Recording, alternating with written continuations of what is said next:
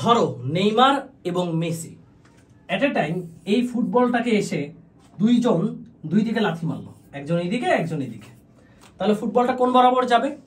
যে কেউ common sense দিয়ে বলতে পারবে এই ফুটবলটা মাঝ বরাবর যাবে। কিন্তু যারা ভেক্টর পড়েছে সাইকেল 1-এ তারা বলবে এই ফুটবলটা যাবে সামান্তরিকের কর্ণ বরাবর। এটাকে বলা হয় সামান্তরিকের সূত্র। এই সামান্তরিকের সূত্রের মাধ্যমে আমরা একটা বিন্দুতে ক্রিয়াশীল দুইটা ভেক্টরের লব্ধির মান, লব্ধির দিক দুইটাই হিসাব করতে পারি, এবং এটাই আমরা সাইকেল 1-এ গত ক্লাসে পড়াইছি।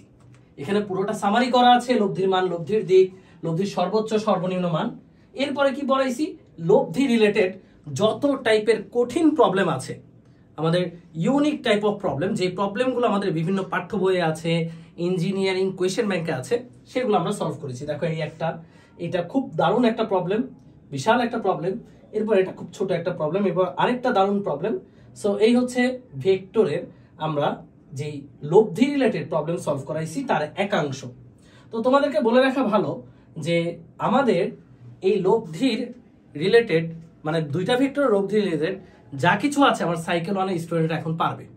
সো তোমরাও যদি পারতে চাও তাহলে ভেক্টরের ফ্রি ক্লাসগুলো মিস করবা না, আর ইয়াসিন ভাইয়ের সাথে ফিজিক্সের বাকি অধ্যায়গুলোর প্রিপারেশন নিতে সাইকেল 1-এ ঝটপট এনরোল করতে হবে। আর ভেক্টরের প্রত্যেকটা ক্লাস শনি সম্বুধ সন্ধ্যা 7:15 ফিজিক্স ভাইয়া অথবা বন্দিবাশালা এই দুইটা পেজের একটা পেজে চলতে থাকবে। ক্লাসে অবশ্যই তুমি আমন্ত্রিত।